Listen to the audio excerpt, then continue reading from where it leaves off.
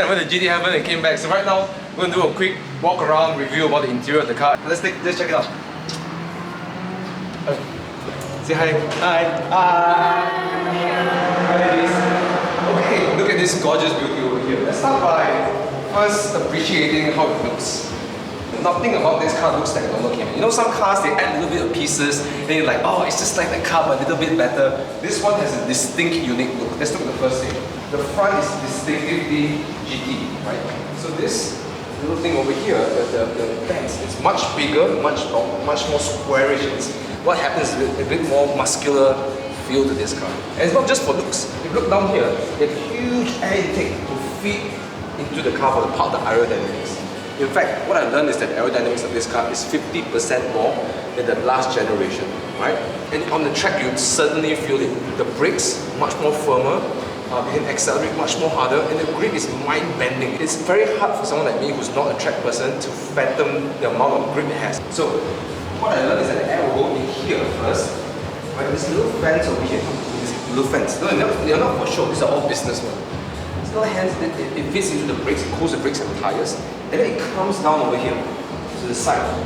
Now what makes, the other thing that makes this car really unique is the air filter. It's slightly larger, it bulges up a little bit more than the traditional 718 or the base models, and it goes into the engine. Now, of course, the side profile looks amazing. Of course, huge calipers, you have the optional ceramic brakes, which is epic on the track. Like the way it bites, insane. Okay. And they have these Cup 2 tires. So Porsche and the GT team has not just a regular Cup 2 tires, these are specifically done for the Porsche itself. Right? I know you guys talk about the engine and everything, but let's look at the exterior first. Okay. Now, one thing that makes the Porsche GT outstandingly GT is this wing over here. Now, this wing tells you I'm in business. Look at that, look how big it is. It's adjustable manually, so it's not an electronic adjuster.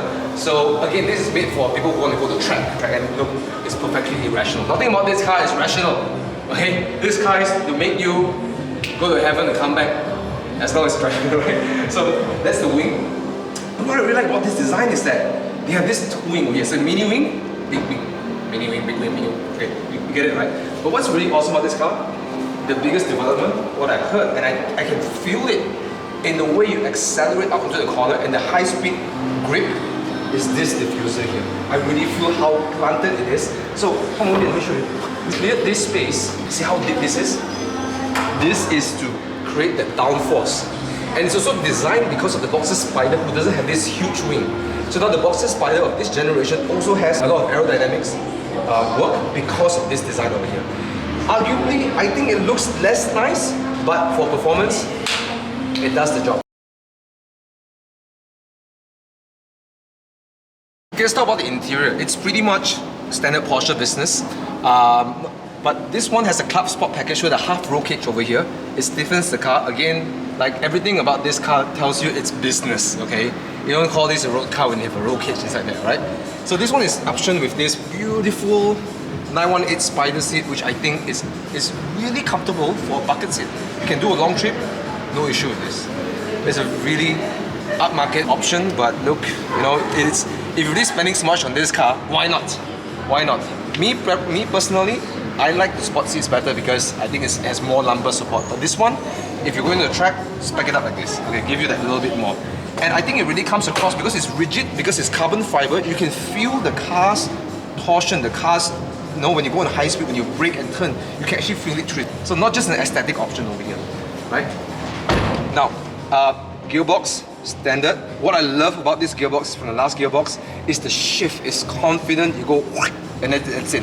You know which gear you're in, and that's what I like about this gearbox. It's a bit hard, you know, it goes in a little bit harder, okay? There's this clicking sound, but again, some people say that, the clicking sound is noisy, you know, but that's what you want. You want the car to give you that feedback. You work with the car, and I think that's what Porsche GT4 does so well. It talks to you, it wants to be with you, and God, I love this car so much, okay? Now steering pretty straightforward, nothing much changed, which I like because it works. It brings you back in the heritage of GT. I love this. I know some people find this annoying, but I think this is one of the things car makers should do, keeping their heritage, the sport chrono over there. So in this car, come take a look. over here, unlike the previous version, if you want the auto blip, you must turn on the Sport Plus button. It stiffens everything up and it gives you a little bit of slip. So it's kind of like if you want to go off, you're on your own-ish. Well, the computer still comes in to give you DSC and grip, but this one, you can keep that function and you can turn on the auto blip, right? The other car, if you want auto blip, you must go into like a slippery function. Exhaust, must have, of course, this one comes with the Porsche Sport exhaust management. Makes it louder, makes it more sportier, damper, you know. And one thing, if you're considering 981 and 718, the biggest difference I feel, the clutch is so much more lighter to kick in. The 981 Spyder has a little bit more harder bite, so it's less comfortable as a daily car, the clutch, okay? But this clutch over here, it goes in and out. It's very easy to use, it's very comfortable and very predictable. So the clutch, a huge improvement from 981 for me. Brakes, oh, it's mind-bending. Let's talk about some of the interior things that make this car a little bit special. Is, of course, this one is packed with the silver, which I think is lovely with the black. Me personally, I like the GT silver downstairs on the exterior. But here they pack it with this, it's really lovely. And the Alcantara is amazing, but like every other GT car, they have this thing. I like the fact that they keep this as well.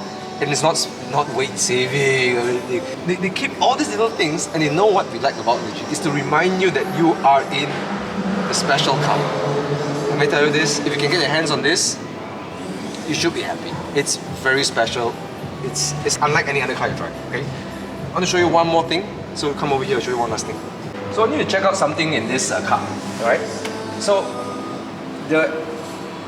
for you to start the car, you need to put in the keys here.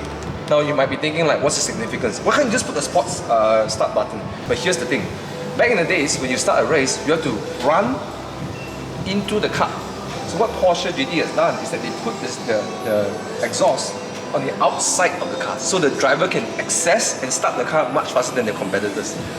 And they keep it over here. Again, all these things, they keep it because it makes Porsche special. That's why I love Porsche so much.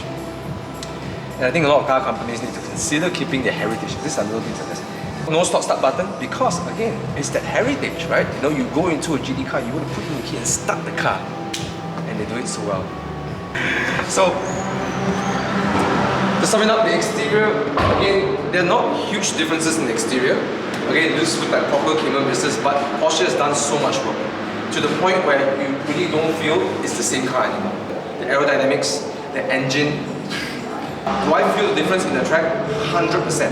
And with on top with the aerodynamics, 50% more downforce, it definitely is a complete different car, right? So again, you may think that it looks more or less the same like the old GT4. No, this car is a complete different beast. And as a Spyder owner, I know it's a generation different, but I can tell you the experience is, the way I describe the Spyder is, it's a nice car for you to cruise around and yet it's sporty. And you can push it really hard, you can really, it's a committed sports car. There's nothing wrong about the Spyder. But this one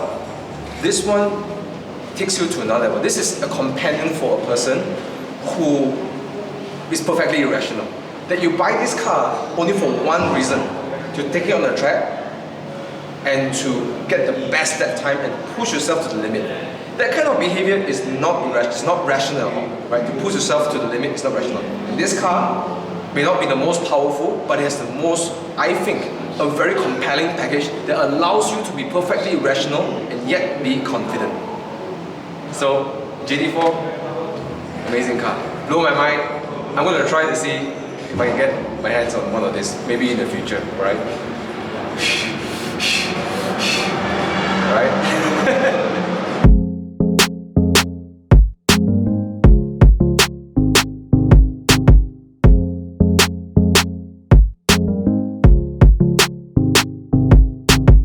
Hey, before we go into the conclusion of the Porsche 718 Cayman GT4, please go ahead and hit the like button if you enjoyed this content. And if you want more content like this, hit the subscribe button and turn on the bell notification because all the cool kids are doing it. And of course, you get a notification when any of the new videos come out as well. Let me know in the comments below as well, what do you think about the Porsche 718 Cayman GT4? And let me know as well, which one would you pick? Spyder or the GT4? Now, let's talk about what I think and what my experience was in summary. This amazing car over here. The Porsche Cayman GT4 is a proper committed track car that is made road legal. Let me explain why. Everything about this car is made for one reason, and you can see how much the GT team from Porsche has put its passion, its heart, its thought into this machine over here. And it's not only about the way it drives, the performance and the figures, etc. It's not only about the technology, it's the way they weave it all together. One that makes you feel super confident, one that makes you feel like you want to drive more and perform better on the track, like an athlete. And let me tell you something, the GT4 has succeeded in doing that. Absolutely. Amazing car. So the more important question now remains, has this experience completely changed my choices? Do I now choose the GT4 over the Spyder? Well, the answer is no. I'll still always pick this car over the GT4. And not only because I own this car, but for a simple reason. Now, some of you are probably like me. You buy a car that you want to travel with, road trips, going with your friends to the mountains, twisty roads, seasides. Having the roof down gives you a kind of experience, a different layer of experience that the Cayman just cannot do. Taking the environment, having the wind in the hand, stuff like that. So this is just my choice. And the second thing, and it's subjective, is the way it looks. I mean, come on, look at that. But the looks itself is more of a committed sports car versus the GT4 is more of a committed track car. And I think a sports car, a committed sports car itself has more options for its looks. Now, there's another question though.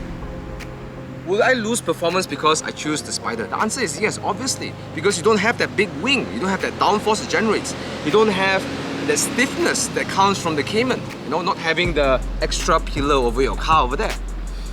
But then you're going to ask yourself the question, do you really need all of that performance? Because for most people like myself on twisty roads and stuff, I never be able to extract all the performance. I reckon you need that only at its absolute limit. When you're on the track and you want to perform, you want to give your best and the full confidence of a motorsport car, then yes, you will need that stiffness around it. But if you're traveling around like me, etc., I reckon you never get close to the limit itself. Now, then the third question remains, 718 or 981, which generation would I choose? For me, it's this generation. And again, it's not because I own this car. For one simple reason. Yes, there's less horsepower. Yes, less, no, it doesn't have the full GT treatment. But there's one thing, this secret weapon, this one thing that makes me swoon over this car is the exhaust sound. The 718 exhaust sound has changed because of the particulate filter and stuff like that. And for me, I'm a very auditory person, and if you're like me, being able to hear the car is part of the experience of driving a sports car that makes you want to drive it more. And this car just has it for me.